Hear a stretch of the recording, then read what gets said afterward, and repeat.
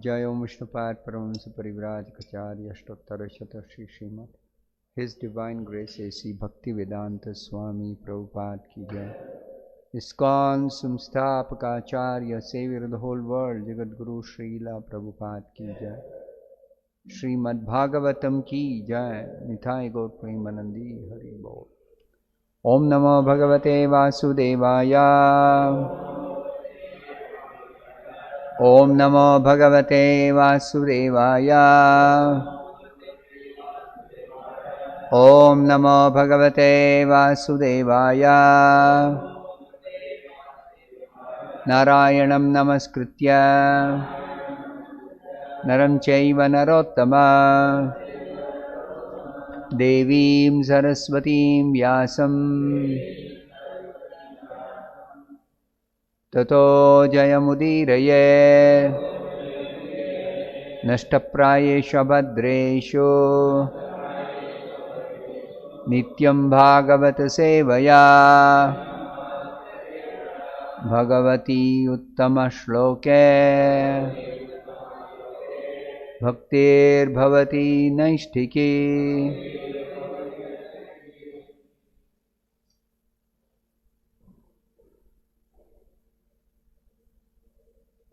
Reading from Srimad Bhagavatam, Canto 9, Chapter 9, The Dynasty of Amshuman, Text 7. Dharayishyati te vegam Dharayishyati te vegam Rudrastu Atma Sharirinam Rudrastvatma Sharirinam Yasmin Otam Idam Protam Yasminnotam Idam Protam Vishwam Shativa Tantusho Vishwam Shativa Tantusho Dharayishyati te vegam Rudrastvatma Sharirinam Yasminnotam Idam Protam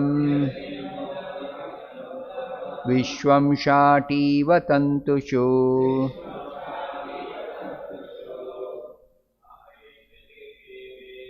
Dharayishyati te vegam Rudrastvatma Sharirinam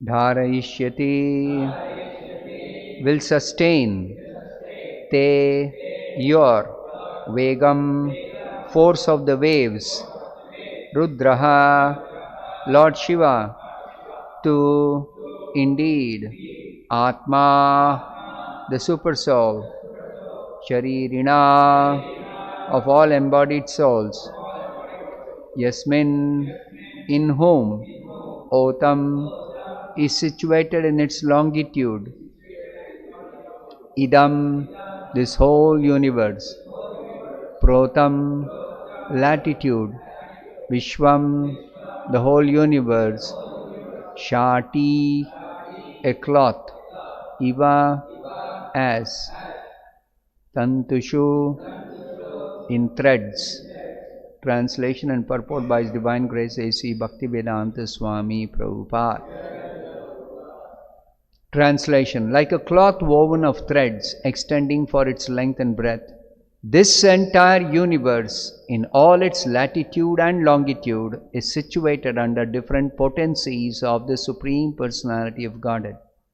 Lord Shiva is the incarnation of the Lord, and thus he represents the super soul in the embodied soul.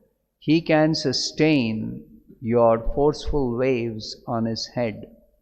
Please repeat the translation. Like a cloth woven of threads extending for its length and breadth, this entire universe in all its latitude and longitude is situated under different potencies of the Supreme Personality of Godhead. Lord Shiva is the incarnation of the Lord, and thus he represents the super soul in the embodied soul. He can sustain your forceful waves on his head. Purport by Srila Prabhupada. The water of the Ganges is supposed to rest on the head of Lord Shiva. Lord Shiva is an incarnation of the Supreme Personality of Godhead who sustains the entire universe by different potencies. Lord Shiva is described in the Brahma Samhita 5.45. Kshiram yatha dadhivikara vishesha yogat sanjayate nahi tata pratagasti heto yashambhutam api tatha samupaiti karyat govindamadi purusham tamaham bhajami. Milk changes into yogurt when mixed with a yogurt culture, but actually yogurt is constitutionally nothing but milk. Similarly, Govinda, the Supreme Personality of Godhead, assumes the form of Lord Shiva for the special purpose of material transactions. I offer my obeisances at Lord Govinda's lotus feet. Lord Shiva is the Supreme Personality of Godhead in the same sense that yogurt is also milk, although at the same time it is not milk. For the maintenance of the material world, there are three incarnations, Brahma, Vishnu and Maheshwara, Lord Shiva. Lord Shiva is Vishnu in an incarnation for the mode of ignorance. The material world exists predominantly in the mode of ignorance. Therefore, Lord Shiva is compared here to the longitude and latitude of the entire universe, which resembles a cloth woven of threads extending for both its length and breadth.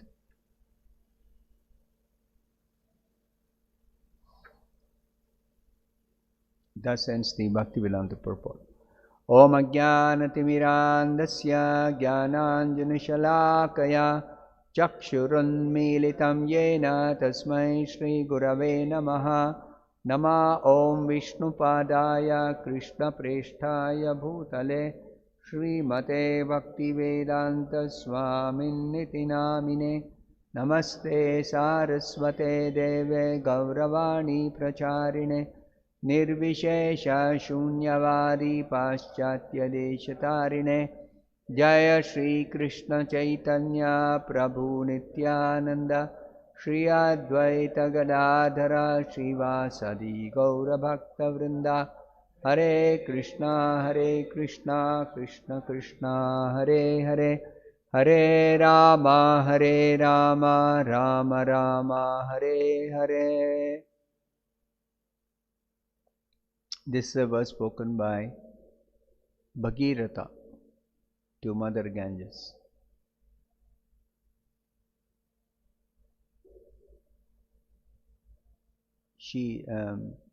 Bhagirath is telling that Lord Shiva can sustain your forceful waves on his head. Shiva has got many names according to his so many different activities. Gangadhara, he is the one who sustained the force of the Ganga on his head when Ganga came down to the earth from the heavenly planets. Gangadhara.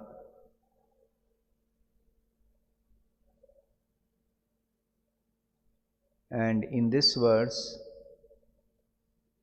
the position of Shiva is also explained. Like a cloth woven of threads extending for its length and breadth. After all, weaving a cloth generally involves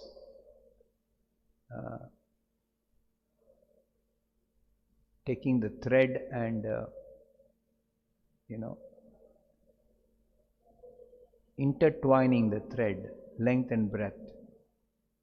In that way, a cloth is made, and the existence of the cloth itself is because of those threads running across the length and breadth. Similarly, this universe, though it is essentially made of the material energy, the energies are actually of varieties, and different varieties of energies are intertwined to form this entire universe. So here the description is this entire universe in all its latitude and longitude. If you have studied geography or you are familiar with the description of this earth planet itself, the globe, there is latitude which runs across the globe, and there is longitude which runs from top to down, from the poles, from the North Pole to the South Pole. So like that, the entire universe, not just this earth planet alone, in its latitude and longitude is situated under different potencies of the Supreme Personality of Godhead. All energies belong to Krishna, and Krishna has many varieties of energies. Especially in the material world, this material energy is very complex. It consists of 8 elements, and it also consists of 3 gunas. Unless somebody studies Bhagavad Gita, they will not know that this material world is made up of 3 gunas. Many people know the material world is made up of the elements. At least they know it's made up of 5 elements, Panchabhuta. But it is not just 5 elements, it is 5 gross elements and 3 subtle elements. 5 gross elements are earth, water, fire, air, ether, and 3 subtle elements are mind, intelligence and ego, false ego. Whereas the material world can also be analyzed as described in the 14th chapter of the Bhagavad Gita. Sattvam rajastama iti guna prakriti sambhavaha. These 3 gunas, Sattvam rajastama iti. Sattvagun, Rajagun, Tamagun. Gunaha, these 3 gunas, Prakriti sambhavaha, material nature is made up of these 3 gunas also. When we consider the material energy is made up of these, material world is made up of the 5 elements, then these elements are inert matter, earth, water, fire. Fire, of course, the potency of fire is very great. It can burn to ashes anything. Now, blazing fire means anything can be burned to ashes. But still, as an element, Fire alone is not the constituent of this material world. Fire alone is not the constituent. It is a combination of these 5 elements in different proportions, that so many varieties of objects are created at the beginning of the creation. So many varieties. Especially the bodies of the living entities. They are made of this Panchabhuta.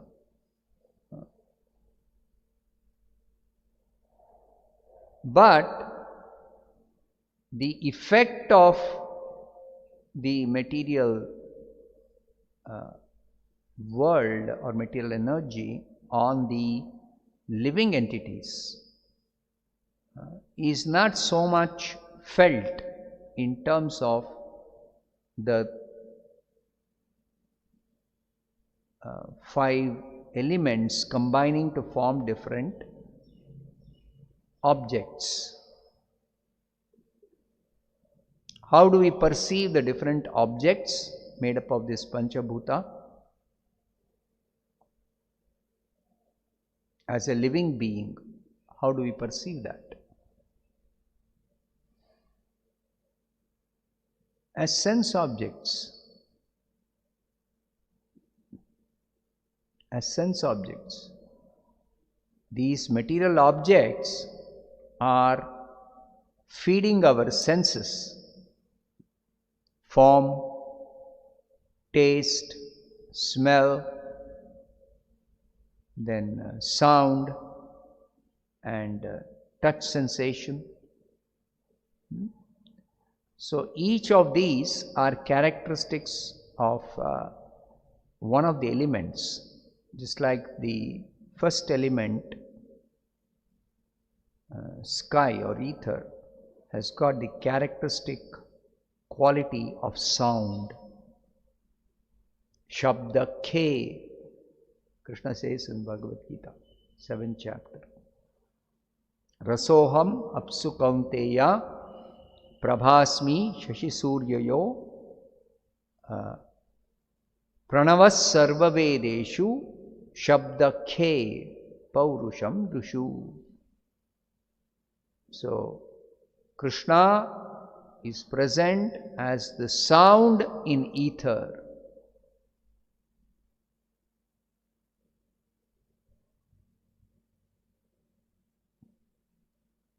So, once Prabhupada was asked,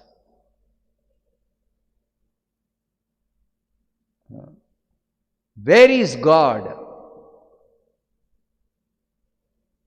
So, Prabhupada's reply was very interesting. Prabhupada replied,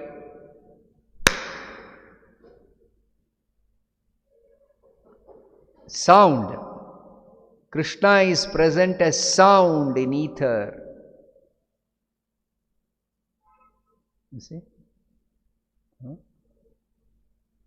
Sound is so very important that the whole creation begins with one spiritual sound, Om. The entire creation begins with that and happens because of that sound being vibrated. Om. And that Om is non-different from Krishna. Pranavas sarva vedeshu. But Krishna is not just the one sound of Om. He is also every sound in ether. So ether as an element has got a quality of sound. Like that, each of the elements have got multiple qualities. After ether, then air has got 2 qualities, sound and sensation of touch. And fire has got 3 qualities, sound, touch and form. And water has got 4 qualities. Additionally, it has got the quality of taste, and earth has got the quality, additional quality of smell. Punyo gandha pruthivyam cha. So everything is explained in the Bhagavad Gita very nicely.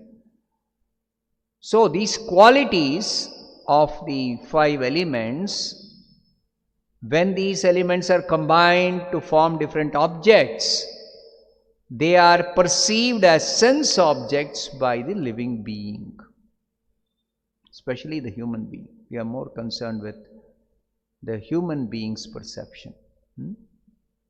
So the sense objects. But the gunas, which is also the constituent of this material world, consisting of the 3 gunas, these gunas have a subtle influence. We don't even know about it. We are not conscious of it. We are not aware of it. We don't know about it so much as we know about the sense objects. We are able to see forms of different objects. We are able to hear different sounds. We are able to smell different fragrances, like that. But we don't necessarily always perceive the influence of the 3 gunas. And here it is said, because the material world exists predominantly in the mode of ignorance, therefore Lord Shiva, who is Vishnu in an incarnation for the mode of ignorance, actually is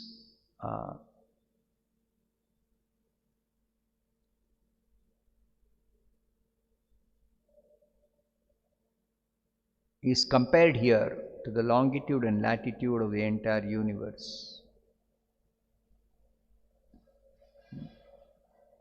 So Shiva represents the form of the Supreme Lord, or the incarnation of the Supreme Lord, for the purpose of material transactions.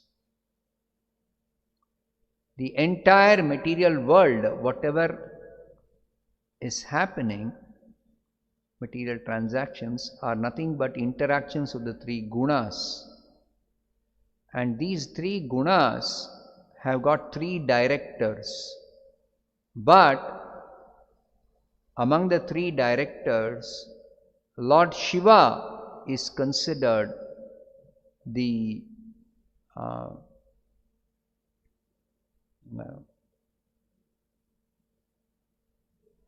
constituent of the entire universe as the longitude and latitude of the entire universe. That is Lord Shiva's position. Now, the Brahma Samhita verse is very enlightening, that the example is given, Kshiram, milk, when it is transformed into dadhi or curd or yogurt. Then that yogurt is nothing but milk, but its effect is totally different from that of milk. When somebody takes milk, generally milk has got a warming effect inside the body, whereas yogurt has got a cooling effect inside the body. So milk and yogurt are both essentially same in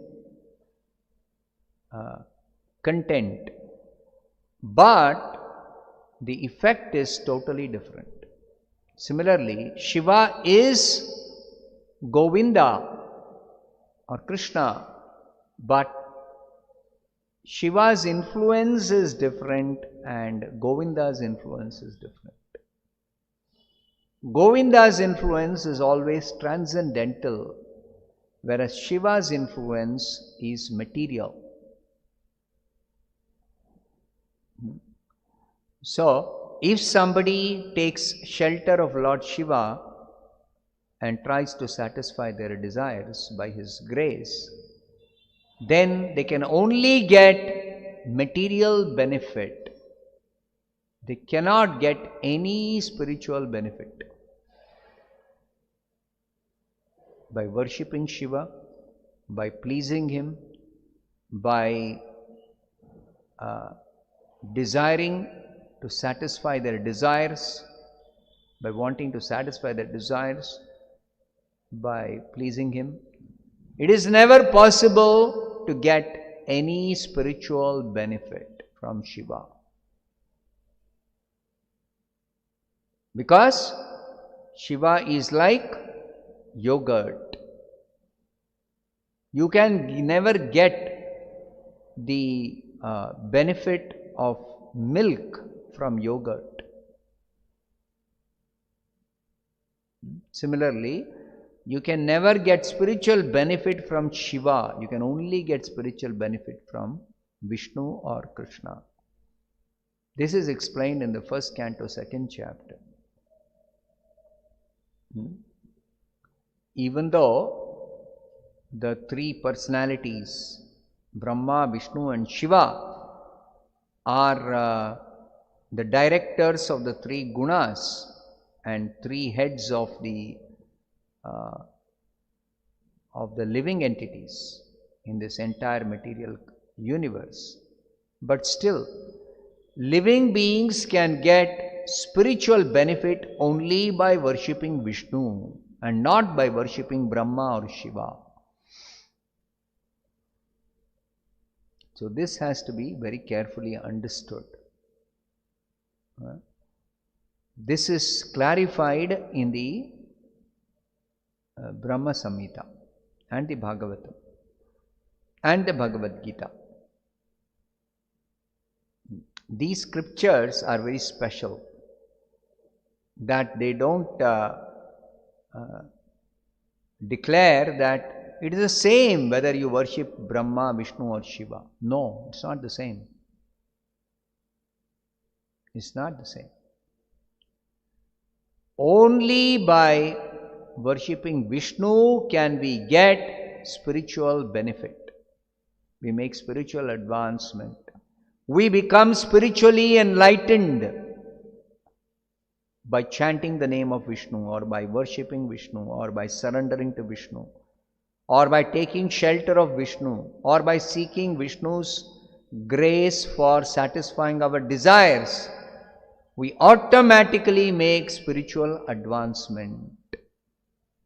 Such spiritual advancement is never possible by taking shelter of Brahma or Shiva or any of the other crores of demigods. Never possible. Therefore, human beings should exclusively engage in worshipping Vishnu.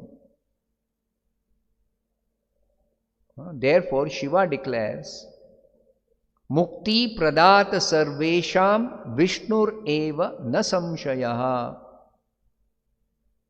Mukti, liberation from material bondage, is only possible by worshipping Vishnu, not by worshipping Shiva, not by worshipping Brahma, not by worshipping any of the other devatas. Not possible. Why? Because the devatas themselves are dependent on Vishnu for their own liberation. For their own liberation, they are dependent on Vishnu. So how can they give liberation to somebody else when they themselves cannot get liberation unless they worship Vishnu or take shelter of Vishnu? Therefore, in the Bhagavatam, you will find Lord Shiva instructing the Prachetas to take shelter of Vishnu. Shiva is offering prayers to Vishnu and teaching the Prachetas Pray to Vishnu if you want ultimate liberation. Even when Shiva instructs Parvati. So always the talks between Parvati and Shiva concern devotional service to Vishnu. This is the content of the talks of Parvati and Shiva. Because even though in their expansions, forms of expansions as Rudras and all the different Kali, Chandi, so many different forms of Parvati and so many forms of Shiva, they are busy with material arrangements, material administration, material facilities to be provided to the millions of jivas. But in their original form as Shiva and Parvati, they are engaged only in devotional service to Vishnu. That's their only activity. There is no other activity. That's why they are the topmost among the Vaishnava and Vaishnavi. They are the topmost devotees, pure devotees of Vishnu, Shiva and Parvati. In North India, in Jammu, state of Jammu, Katra, there is a place called Katra. There is a temple of Vaishno Devi.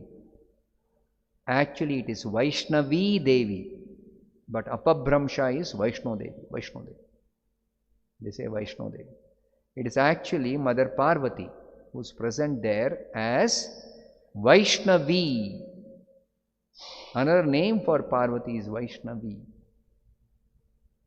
So she is a pure devotee of Lord Vishnu.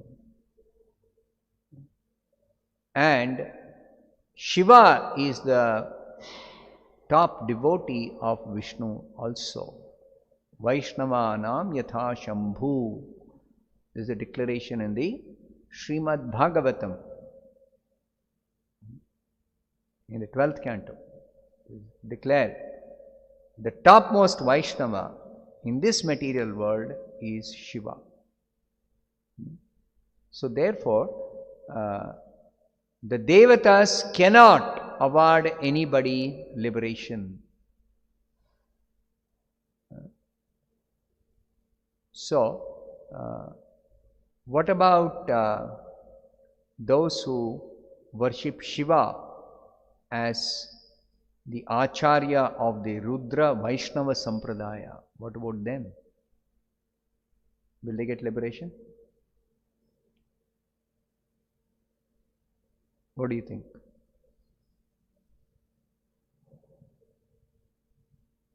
They'll get liberation? Yes? They worship Shiva and they get liberation. But what have you been telling all the whole class?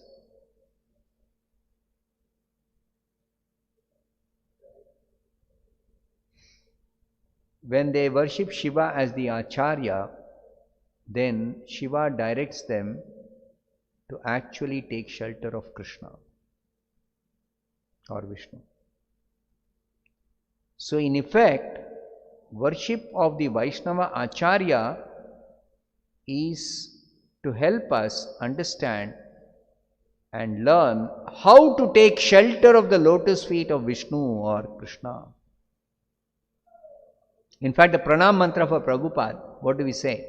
Nama Om Vishnu Padaya. Vishnu Padaya. He is worth taking shelter of because he himself has firmly taken shelter of the lotus feet of Vishnu. Therefore, we follow in his footsteps and we also take shelter of the lotus feet of Vishnu. We also worship Vishnu or Krishna. So, worship of the Vaishnava is worship of Vishnu. This is to be understood very carefully. Worship of the Vaishnava is with the aim of ultimately taking shelter of the lotus feet of Vishnu by worship of Vishnu. Whereas worship of the Devatas, especially as described in the Vedic literature, for the sake of material benefit, is simply meant for increased material bondage. And in the process, the Devatas get bound up and their worshippers also get bound up. Both of them get bound up. Whereas when we worship the Vaishnava Acharya, the Vaishnava Acharya is himself completely liberated soul, and he also directs us to worship Vishnu, by which we will also become completely liberated soul. See the difference? So therefore, Acharyopasanam, that is recommended in the 13th chapter of the Bhagavad Gita, in the items of knowledge. Worship of the Acharya, Vaishnava Acharya, there it means Vaishnava Acharya, is one of the items of knowledge, 20 items of knowledge, one of the most important items. One is, the most important item is to develop pure devotion to the Supreme Personality of Godhead. What is that item of knowledge?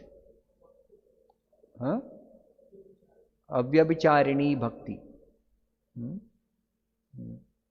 Mayi cha ananya yogena bhaktir avyabhicharini. And then the next item, which is very, very important among the 20 items, is Acharyopasanam. So, worship of the Acharya, Vaishnava Acharya, is recommended in order to get ultimate liberation, because that worship leads to taking shelter of the lotus feet of Vishnu and worshipping Vishnu consequently for getting actual liberation from material bondage. Okay, I'll stop here. Grantharaj Srimad Bhagavatam ki Jai, Srila Prabhupada ki Jai.